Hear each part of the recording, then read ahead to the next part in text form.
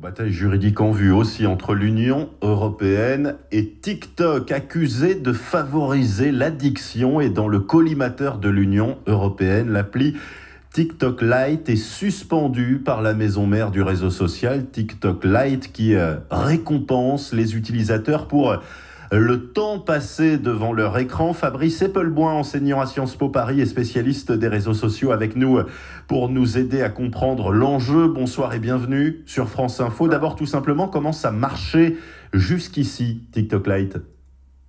TikTok Lite, c'est exactement la même chose qu'une multitude d'applications comme Instagram, mais ils ont introduit cette innovation qui consiste à rémunérer l'utilisateur pour l'utilisation de l'application, ce qui grosso modo veut dire partager les revenus tirés de l'attention des utilisateurs. Donc c'est toujours le même modèle économique que tous les autres, mais là, TikTok innovait en reversant une partie des revenus générés par chaque utilisateur sous la forme d'une monnaie virtuelle qui pouvait se transformer en bon d'achat. Et on peut dire qu'ils ont peut-être poussé le bouchon un peu trop loin.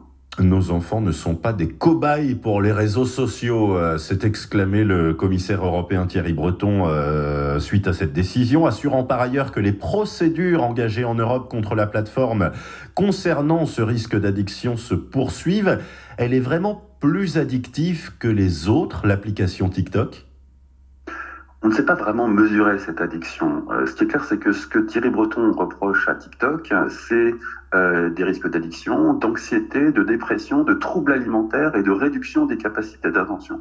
Or ça, c'est très précisément ce que les études internes de Facebook ont diagnostiqué à propos d'Instagram et qui a été révélé par Frances Haugen, cette fameuse lanceuse d'alerte qui travaillait chez Facebook et qui a publié il y a déjà de nombreuses années des rapports internes de Facebook qui montraient exactement la même chose. Donc on en est certain d'Instagram, c'est à l'évidence la même chose sur TikTok. De là à mesurer la différence entre TikTok et Instagram, on n'a pas les outils pour faire ça. Est-ce qu'on a la morsure plus volontiers féroce parce que TikTok appartient à la Chine ?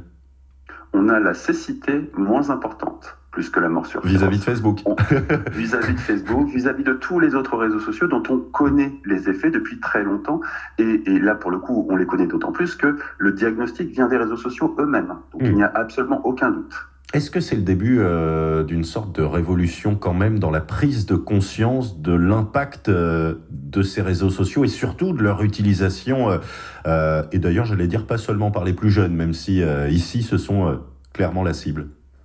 Alors pour le législateur, certainement pas, parce que lui est au courant des effets délétères qu'a Facebook et a fermé les yeux jusqu'ici. Donc ça continuera à être une attention particulière portée aux Chinois, plus pour des problématiques de potentiel d'ingérence, qui là aussi ont été prouvées à multiples reprises sur les plateformes américaines. Mais pour le grand public, oui, c'est une excellente occasion de se pencher sur ce qu'on appelle le capitalisme de surveillance, sur le modèle économique intrinsèque de ces réseaux sociaux, qui transforme en argent notre capacité d'attention. Est-ce qu'il y a un réseau social qui ne fonctionne pas par une forme d'addiction? Et tiens, si je veux parler peut-être aux moins jeunes, est-ce que la télévision, la radio, tous les médias en général ne fonctionnent pas aussi par une forme d'addiction espérée chez le téléspectateur? On parlait il y a quelques décennies de temps de cerveau disponible à vendre, hein. Tout à fait. On est toujours sur le temps de cerveau disponible à vendre, mais avec des capacités à exploiter ce temps de cerveau qui sont infiniment plus grandes qu'un programme uniforme diffusé à 1 million de personnes de façon très verticale. Là, on est sur l'hyperadaptation à chaque individu. L'Europe, elle peut faire quoi contre les réseaux sociaux, qu'ils soient américains ou chinois? Contre les réseaux sociaux, absolument rien. Les réseaux sociaux, pour l'essentiel, c'est américain. C'est le net plus ultra du soft power américain. Donc l'Europe ne fera absolument rien. Contre la Chine, là, pour le coup, elle peut probablement interdire TikTok. Les Américains s'apprêtent à le faire. L'algorithme de TikTok, c'est-à-dire la manière dont sont choisis les images, les contenus qui arrivent sur l'écran de ses utilisateurs, est-ce qu'on le connaît ?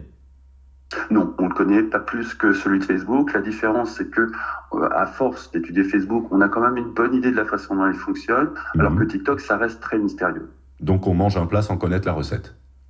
Oh, on fait ça tous les jours.